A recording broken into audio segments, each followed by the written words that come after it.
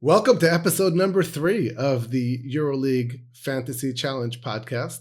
I am your co-host, Frankie Sachs, and let me introduce my other co-host, the mayor of fantasy, Javier Gancedo. Hello, Frankie. Hello, everybody. It's go time, basically. It's go time. The moment that we're waiting for, the start of the Turkish Airlines EuroLeague regular season and the start of the EuroLeague Fantasy Challenge powered by Ardu Prime. Are you ready, Frankie? It's like a holiday. I have to say that the opening week is more exciting to me than the championship game. There's so much in front of us, not just for fantasy, but for the basketball. We build up to it the whole summer. Players come, players go. We look at the preseason games. We get excited, but this is where it really counts. And it's not just the games, but everything that comes after it. So it's like a holiday week. So happy holidays to you. Yeah, thanks. And all the calculations that we made on the time that we spent studying players and everything, it will pay off or not, because sometimes it works, sometimes it doesn't. That's one thing I want to say before we start. It's don't think that I know that the fantasy challenge is ruled by the PIR, but don't think a player plays bad because he has a low PIR. And I'm going to put some examples. In 2012, the championship game, everybody thought that Kyle Hines was one of the keys defensively, but he finished the game with a PIR of -7. Vasilis Panoulis has been 3 times Final Four MVP, unquestionable. Between the 3 championships games, he amasses a PAR of 26. That's less than 9 per game. Do we question that Vasilis Panoulis didn't deserve the? Of course not. He was the best player in all 3 Final Fours. So the PAR is one thing. How you play is another. I want to make it clear so that people don't get mixed up.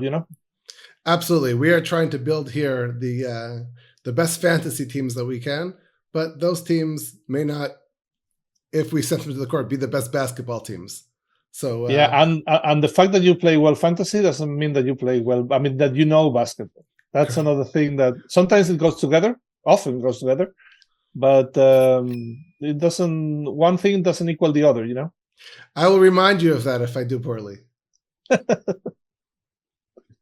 All right. Well, 100K teams. What do you think? Is the biggest starting fantasy challenge ever in 20 years? Yeah, it's a new fantasy challenge record, and it means it's going to be a lot tougher for us to crack the top 100. Mm-hmm. Totally. I mean, I have to talk about. I mean, I'll leave it for episode 4. We have a funny anecdote about the time that I was top 100, with not with my name. You know the story, I'm sure. Yes. But it's one of the biggest fantasy challenge secrets, and we're going to reveal it in episode 4. I promise. Anyway, let's go. I mean, what do you have in mind? I guess that you gave it a lot of thought, and you have something interesting for me. What's your team? Tell me a little bit about it. I was tinkering with my team until this morning. I made my last changes this morning, which I know you did also. You shared your team with me already, and what I can say I found interesting is that we have 4 players that overlap. Makes sense. I mean, a lot of users have been going for the same players, and I can guess that the most bought player, Alexa Abramovich of Partizan Mostarvet Belgrade, it's in your team, just like it's in mine, right? Correct. I believe he's in 29% of the teams. The value there is just incredible. Of course, also that he plays for Partizan, and there's a lot of Partizan fans out there who are picking up. But we expect him to have a major role, and the price he's going for at 6.3 credits makes it a no-brainer. I have to say that I wrote the fantasy tips article that you can find on EuroLeague Net. And I recommended Uros Trifunovic instead of Alexa Abramovich. Why? Because he's cheaper, he's going to play a lot of minutes, and it's kind of a surprising factor. I think Trifunovic is going to have a good game against Maccabi, given his energy, his intensity. But then in my real team, one of them at least, because the other 2, are undisclosed, I'm putting Abramovich, just in case he plays really well, and I don't want to be left behind. Yeah, I think he'll have a bigger role also. So it's just the safer pick, based on what he did this summer and how many ball handlers left the team. The role we all anticipate. Now we could be surprised because this is going to be published on Tuesday, the podcast, and parties then will have played last night, but for us that's tonight. Their first game in the Adriatic League, so we don't get the chance to see how the rotation rolls out there. But even so, I don't always trust the rotation sometimes in one domestic game to show you what it's going to be like in the EuroLeague. But we do expect him to be the lead ball handler for large parts of the game. And at 6.3, that's 6.3 credits. That's just a price that's you can't pass that up. Okay, which are the other three players that we both have? So at center, we both have Joffrey Laverne. Makes sense. And he's playing great. He's playing great. I wanted to get a bunch of French league players if I could, because they've played 4 games and they had the EuroLeague game between them not the EuroLeague game, but the 2 EuroLeague teams in the French league, Monaco and Asvel, played last night. And it was another strong performance for Laverne. 4 games, 4 strong performances. I think he's ready to go. Injuries are past him. And at 9 credits, there's, he's going to be my captain on Thursday. We'll see if he remains captain on Friday, because I have a really strong bench. I'll tell you about it later. But Lauvergne starts as my captain in this year's Fantasy Challenge. We'll see. So the other 2 are both at forwards. We both have Siobhan Shields. He had a 35 PIR in the Italian league last night, so hard to avoid. Yeah, he's going to do everything for Milan. And we can, that's when you get a small forward that can just fill it up that way. He can score, he can pass, he can rebound, get some steals, and he's going to be a focal part of the team. Hopefully he'll be healthy all season, and I expect him to hit monster numbers. I believe he is the highest priced player on my team. On yours as well? I don't know. I think so. Let me see. He's not. He's not. Okay. So I look forward to learning about the rest of your team then. And then the other player that we have in common, another forward, Moneke.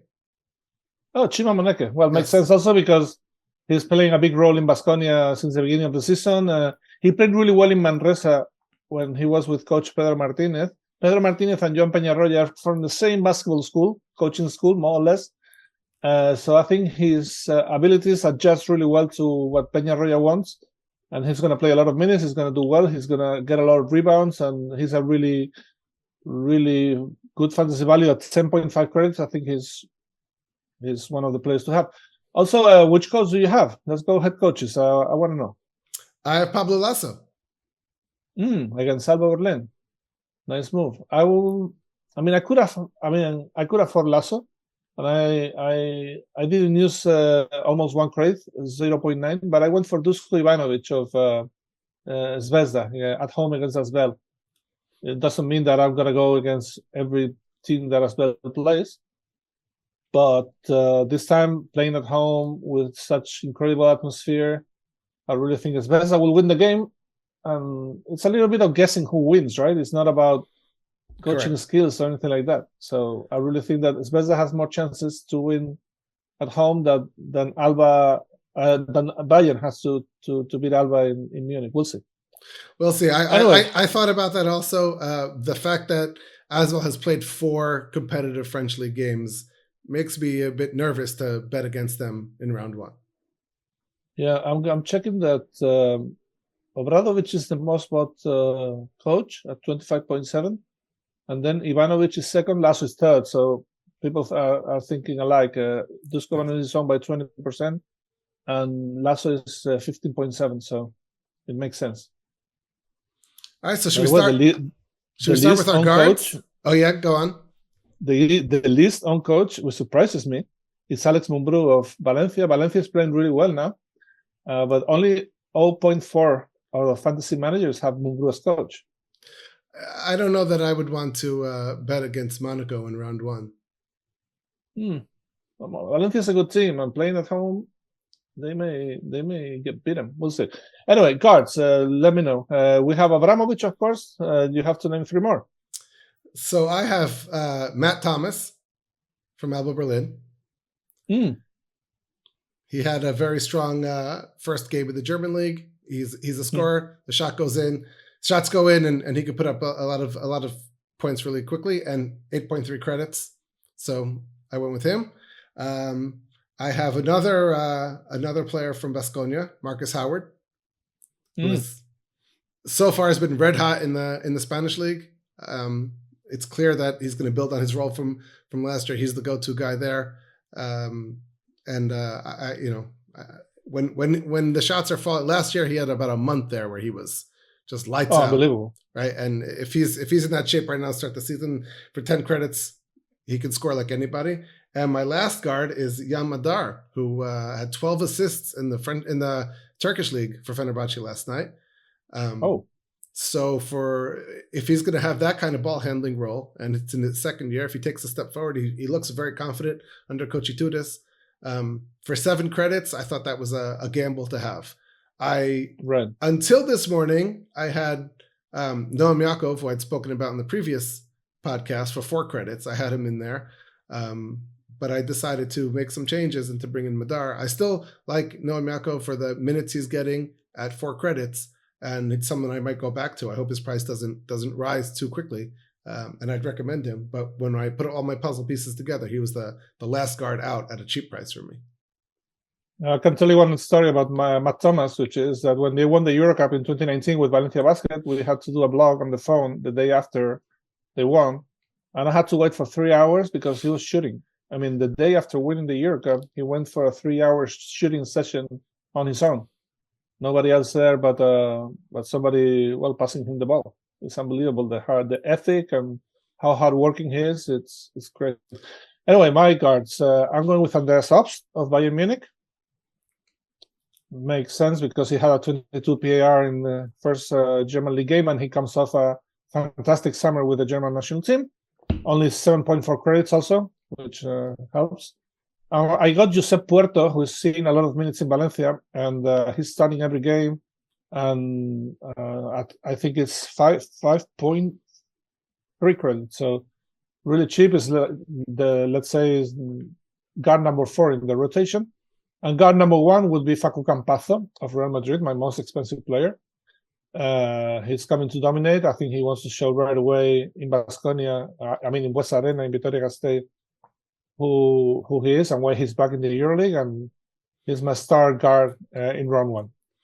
Campazzo was also in my roster at different times when I was playing around. I am nervous about all the star power in Madrid. Did I want to pay that price for him? But I think that there's a chance that he can go off and be the best point guard in the league this year. Yeah, we'll see. Then forwards, the ones that are different, not Moneke, not Shields, are Adam Hanga, who is doing a little bit of everything for Zvezda, especially in preseason, and Avnas Butkevicius of Žalgiris Kaunas, because Bradiakis went to Olympiacos. They haven't signed a replacement yet, and I think Butkevicius will see extra playing time, and that's what we talked about before. When you have injuries, or I guess in this case a player leaving, somebody has to step up, and I think Butkevicius can give you a lot of everything: defense, block shots, steals, rebounds, and even when I expect the game against Virtus to be a low-scoring one, I think Butkevicius will score high in terms of PAR. So that's why. So you had guards from Bayern and Valencia. I have forwards from Bayern and Valencia. I went with Isaac Bonga, who, like Obst, won the World Cup this summer, and is a player that can do a little bit of everything. And I believe that second year in the EuroLeague, he's going to take that step forward. I think he's going to. The Lasso system is a good system for him, and 7.7 credits. So I'm leaning into him.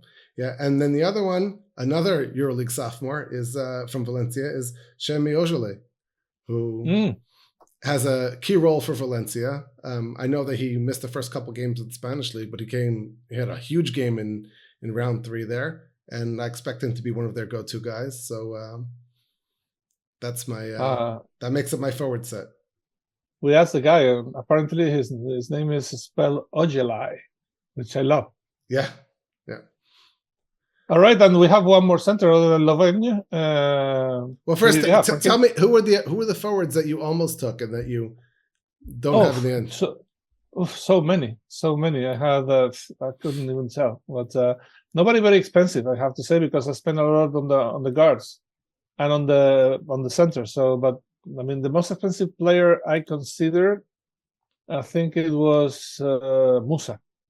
But in the end, I didn't get him. I considered also Elijah Bryant. I considered Kalinic, who's playing really well in Barca. But all these were discarded because I really wanted a big center and one big player in every position. And with Shields, I couldn't buy anybody else. So I was seeking more balance at the start of the season than stars. So I had a bunch of guys in that range, and I was very interested in taking Timothée Luau Kabore. I also had Musa on my list for a bit, or in my team actually, until I made some changes. Mirotic, who I spoke about earlier in the season, I believe is going to have a fantastic season, but I went with Siobhan Shields instead at forward. All right. And finally, my backup center is not my backup. It's my backup center now, but he'll probably get into the team. Is Brandon Davis of Valencia. He plays against his former team. It's his first EuroLeague game with Valencia. Has plenty of experience. He's going to play a leading role this season, and I'm sure he's looking forward to this game for many reasons. So, and he plays at home, so everything clicks for Brandon Davis. For me, it's Mike Tobey, who I'm a little bit nervous to have him against Laferne. I have both centers there, and that's not ideal. On the other hand, my team is set up where I have 5 guys going on Thursday and 5 guys going on Friday. I set it up to have 2 centers in there, and I just will change my lineup afterwards, unless they both have monster games. Whoever's the better center stays. Whoever's has the lower PIR goes to the bench, and then I rebuild on Thursday night or Friday morning when the game's over. Yep. Well, that's it. That's our teams. Frankie, your team looks pretty good, but I think I have an edge. We'll see. Well, you're supposed to think you have an edge, but in the end, it's going to be pretty black and white, right? The numbers will prove who has the better team. Absolutely. Anyway, wrap it up, Frankie. We are pretty much out of time, so that's it. Thank you for joining us. What can I say? Tell everybody your X handle, formerly known as your Twitter handle, and let them know. We'll be taping this every Monday, so reach out to us on Sundays, Mondays. Let us know if there's things you want us to talk about, any important information to share with us. We'll be putting the podcast out every Tuesday, all season long, and feel free to make fun of Javi when he makes bad picks. Yeah, and we are, like I said, we're on X all the time, so you can. His Twitter handle is Mr. EuroLeague. Mine is Gancedo with double T. Get in touch. We'll be happy to help you guys, even when we're not the best basketball experts when it comes to fantasy. But I feel that we're going to have a good season. But we're going to have a good season. I feel that it's going to be something special. This. I agree. I'm looking forward to it. Again, happy holidays to everybody.